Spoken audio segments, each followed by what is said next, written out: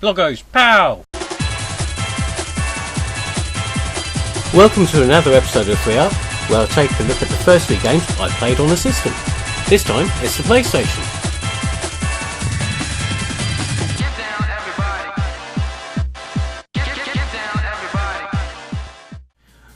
Right, so the first game we're going to look at today from the 3 games we've picked today is Ridge Racer, and now with me today is Dr.Jock. Dr.Jock. We're going to have to subtitle this shit, I reckon.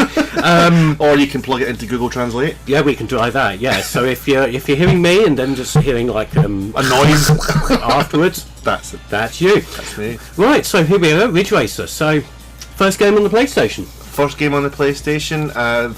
One of 2 that I bought on launch day. Yes. We won't talk about the other one yet, of course. We'll get to that. This one I played it until you could cook a fried egg on top of that PlayStation. It was absolutely amazing. This was one of those games which was a really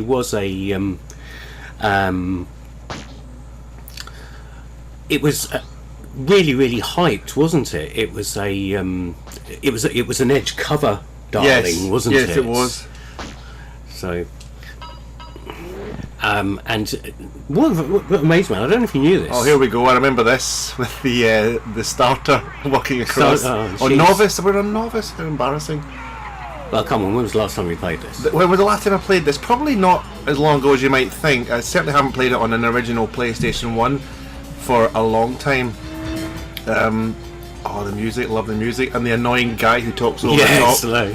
Wait, let's see if I can do a... Oh, no. Oh dear.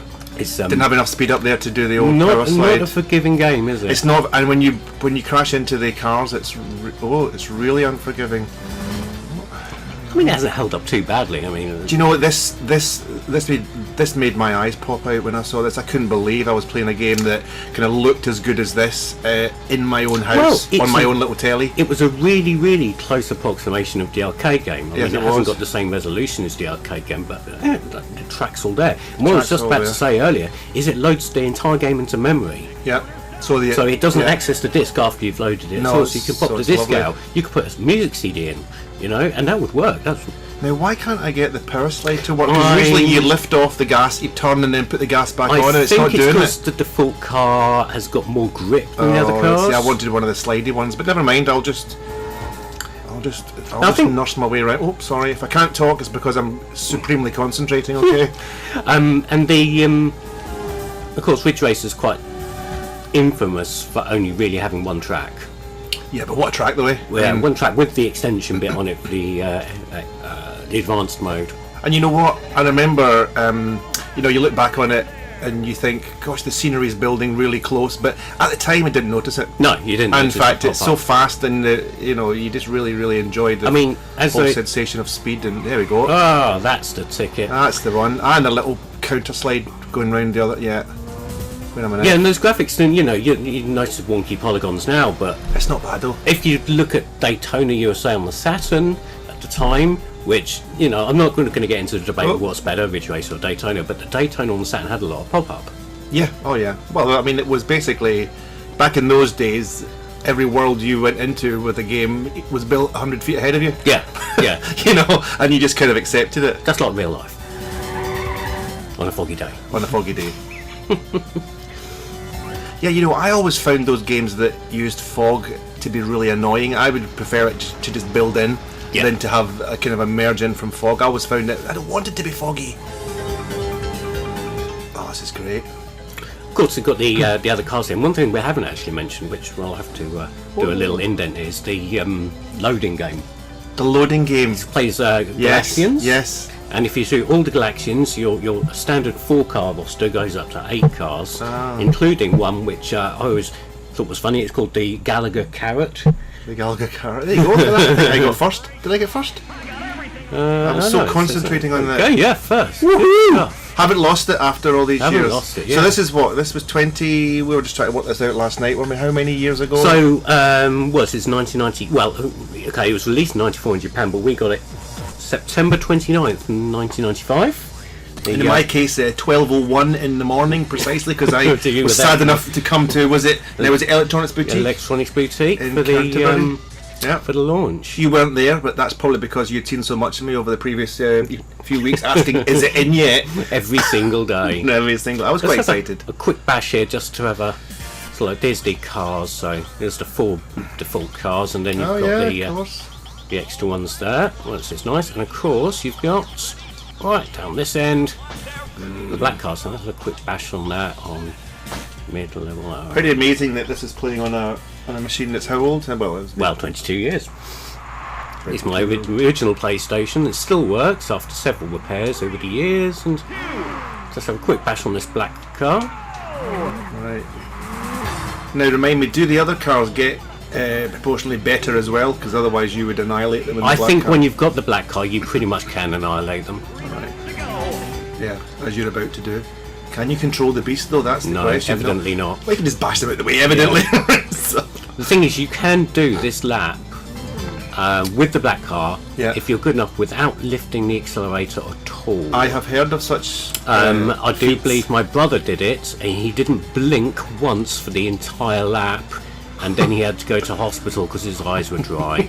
I may or may not be making this up. It's a good story though, I want to believe it. Yeah, I want to believe it as well. Yeah. Oh, I forgot it goes all sort of... Yeah, you got the sort evening of glow, sunsetty sort of thing going on there. Yeah. Brilliant.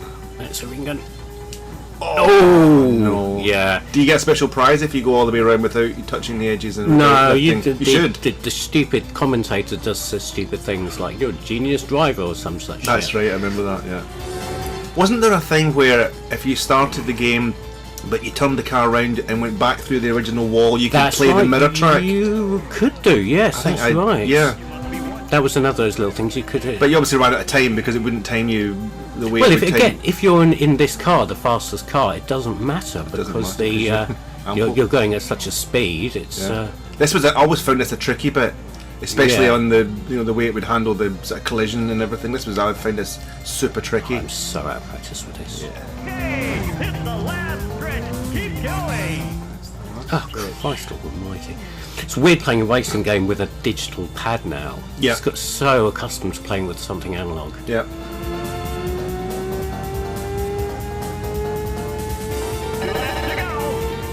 But yeah, so there we go. That's a quick bash on Ridge Racer. Oh, this tunnel is the one that if you drive through the A1M at the Hatfield Galleria, it looks exactly the same, but you're not advised to go on the other side of the road because they don't, They don't like it. They don't like it. But it looks exactly the same. It's got that orange light and it's slightly curving as well. And I think I put a picture up on Distinguished Gamer website with it. It was look at this. It's a real life tunnel in. It's real life Ridge Racer. It's real life Ridge Racer.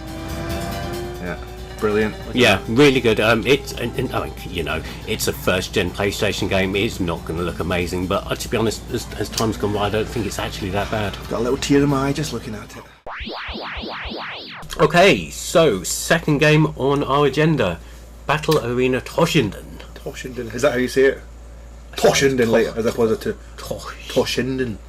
Who knows? It's Angus Toshinden. Answers in the comments below. Yes, that's right. Right, so 1-on-1 fighting game. And this was a launch title on day one, as we like to call it. Is that right? Yes, I believe so. Yes, it was. It was one of the 3 games I bought that day. With all your worldly savings.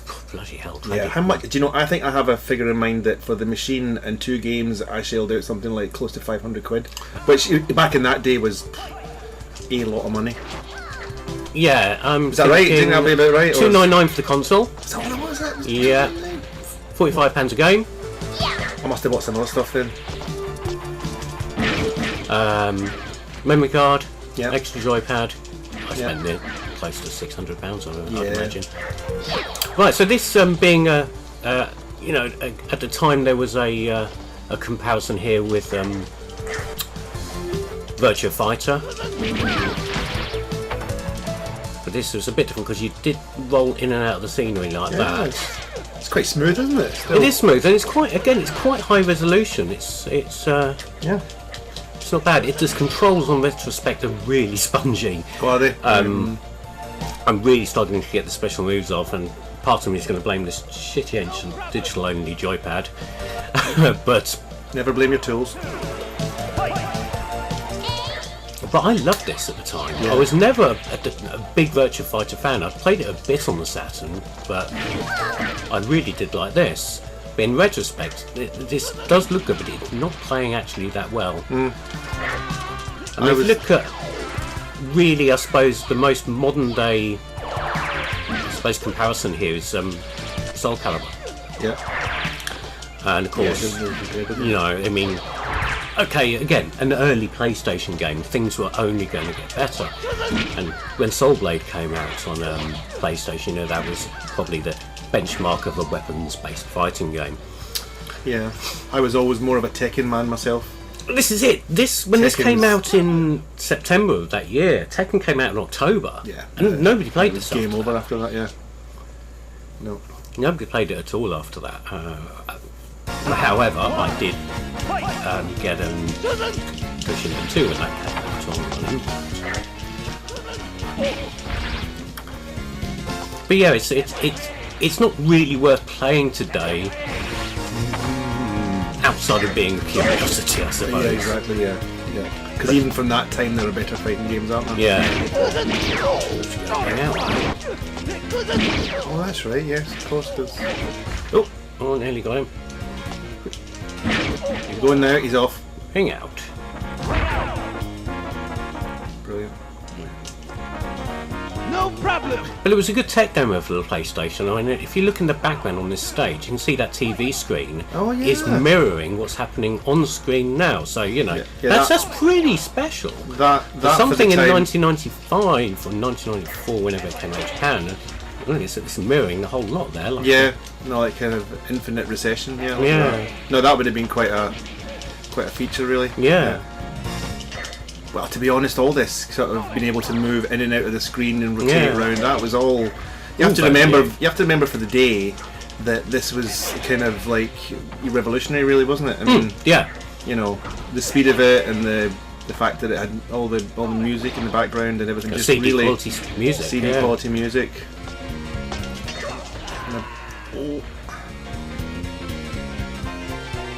I think probably if you're going to go down memory lane, have a go on this.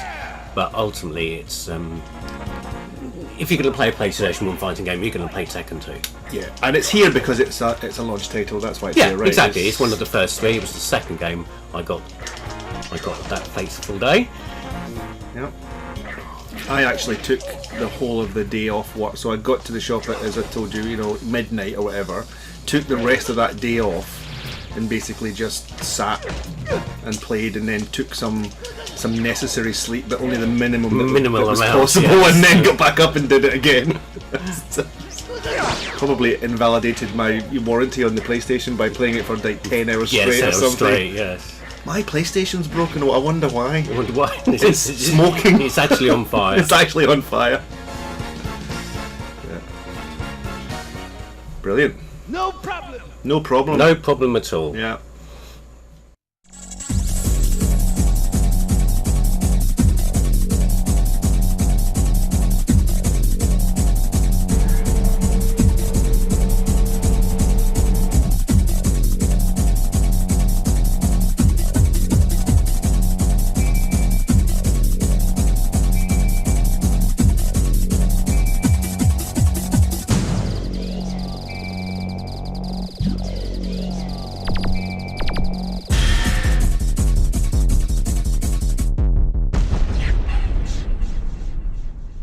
Right, so the third game we're going to pick up today is the one you've been waiting for, I believe. It is the one I've been waiting for, very much. So this was the one that I was the most excited about of the release titles. Yes, Ridge Racer. I'm a racing game fan, as you know. Yeah. But this one, it was all over all the magazines, and it was the one that I was very excited about. It was the one with the most hype. It was at least in this country, the poster boy for PlayStation. Yeah, and the hype actually matched up to when you came to play the game. It was as good as they said, even with all the little foibles that we'll probably go into, and you'll probably see as we play it. Yeah.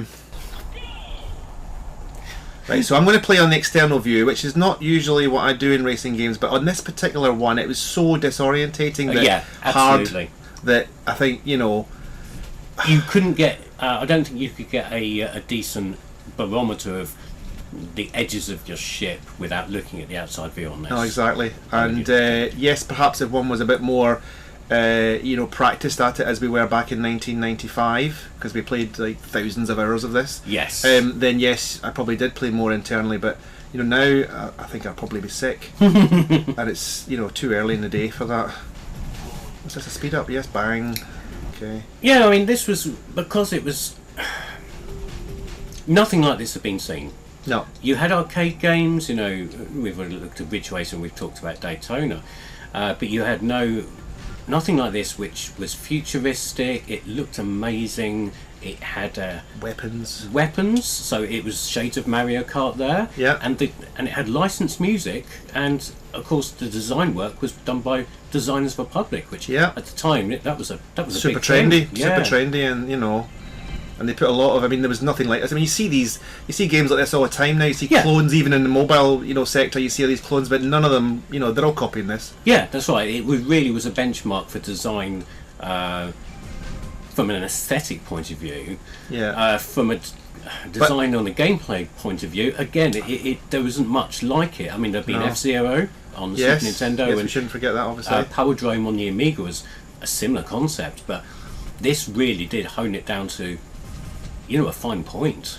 Yeah, and it's rock hard, and it's partly rock hard because it's very unforgiving. Yes, but it's also rock hard because the tracks are quite hard. Lots of bends, lots of bumps and lumps and bumps, and it really was quite hard. Keep on forgetting to use the air brake when I play it. I've not been using it, partly because I've just been lifting off the gas, and that seems to be working. But I know that's partly because I'm not as well practiced. I have played this fairly recently on the PS Vita, emulated. Yeah. And it's exactly the same, but it just seems a bit more. I don't know if it has, a digital. Well, can you on the Vita? I don't have a Vita. It's got an analog joystick on the Vita. The machine hasn't it? Yeah. Does this support that on the? Oh, I'm trying to remember now, and I can't think and play this at the same time. Sorry, I'll have to answer that later. I don't know is the answer. We'll stick an indent in whether it was or it wasn't. So. Yeah, because I'm curious now. I can't remember. And this has had a lot of sequels, notably Wipeout 2097, which again really did refine it. Yeah, one. Yeah, Wipeout 2097, saying really did refine it, didn't it? Yeah, it did. If you hit a wall in this, you're going to come to a grinding halt. And 2097 was a little bit more forgiving. Well, that was actually pretty good, because sometimes you'd be doing really well and you would kind of graze the wall in this game and then flip over and stop. Yeah. And then it would end your race, and it just seemed a little bit, Yes, it was a bit. Whereas a scrape seemed a kind of more, seemed more fair, really, Absolutely, didn't it? Yes. Yeah. And then they improved the collision detection. Here you kind of bounce back and forward, and the ships all speed up, and they do, Of course, then there was Wipeout 3, or Whip 3 out. Whip 3 out. Whip 3 out. Yeah. That sounds dodgy. It does, doesn't it? I'm going to whip 3 out. 3 what? There's some kind of mutant. But it added analog control, which was again a very a very useful thing. I still think that if we had a save game on the hard setting, whatever, on Venom, is it? On Venom, is it? What's the hard setting on this? I think. But if we had a save game on that and we played it, we would get annihilated because it's really hard, really hard.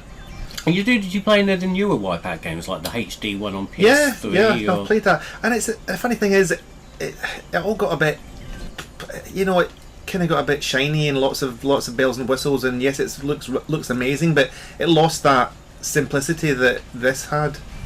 Yes. Well, and also this is very. I'd say that the technical limitations. This is quite a grimy looking, lived-in, dirty world. This is. Yeah. Well, obviously there's an element of realism to that, and as far as I remember, things like Wipeout Fusion and HD Remake look far too pretty. Yeah. I don't too kind of futuristic. I mean, all shiny and something chrome. too shiny about it. Yeah. It's not quite. No, I much preferred this sort of a grimier look to things. Yeah. Very dark. And in some ways, contrasting with the first game we played, Ridge Racer, even though this is obviously building the track ahead of you and all that, but they used the track to hide it. Yes. And also, this is quite a dark track, so you don't really see it. And they had loads of advertising hoardings across the track, which were to hide the scenery. Hide the pop-up, yeah. But it just added to the whole look, didn't it? And you didn't really notice. So it very cleverly done. Very cleverly designed. I mean, in terms of aesthetics, it was a game changer. But you're right. In terms of the actual design of the tracks and that, to hide that. Yeah, they did all. Yeah, and it. Yeah. Oh crap! See, look, there's the speed up. Well, that's another thing is I can't remember what any of the icons mean. I mean, I thought that was a shield and I used it, and no, it was a speed up and ploughed me into a wall. Yeah. And because they were trying to hide the scenery build up, there are lots of corners, lots and lots of corners. Yeah. You know. This is a race ending corner right here. Look. Yeah. Oh, you've done that quite well. Very good. But it's worth thing. I think you're not going to be hard pushed to find a copy of this. No. There was a lot of copies printed. Yeah, it was on Platinum as well. It was re-released. Yeah. Like you said, you can play it on a Vita. You want the original if you can, because it has the largest book in the world. That book is about 300 pages long. You should put a little insert with that book, because that book is thick. That is thick. Yeah, that is. I think it's just all different languages. But you know, it's quite. I've never seen a book as big as that. You wanted to read the instructions to wipe out in Swahili. It's probably. I don't think Swahili's in there, but I take your point. You'd certainly be fluent in about 8, European languages. Yeah. And that's all for the price of the game. I mean, if you buy this game second hand, £2, and you get the book, you can learn 8 languages for £2. I mean, you can't beat that. Some quality value for money there, isn't I don't think that can be beaten. If anyone can come up with a better offer than that, I mean, it's hard. You'd have to compare the languages, word by word, and it'd take a long time to work out how to speak the language. But still, for £2, yeah. You don't want it all fed to you. And the best thing is, you can do that language learning while you're waiting for the bastard to load. Because it will take. You could learn a language in the. They didn't tell you that in the game. Previews, did they? That about it takes like someone's lifetime to load. We actually started this video 3 years ago. Yeah, in preparation for this. Otherwise, we'd have missed it. Yeah. Brilliant.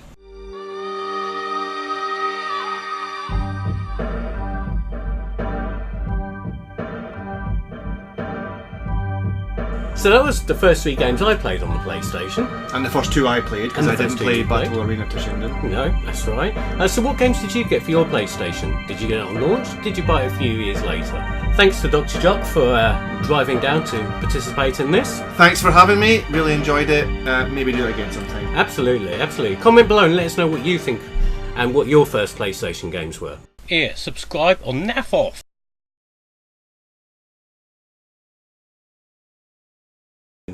Oh, for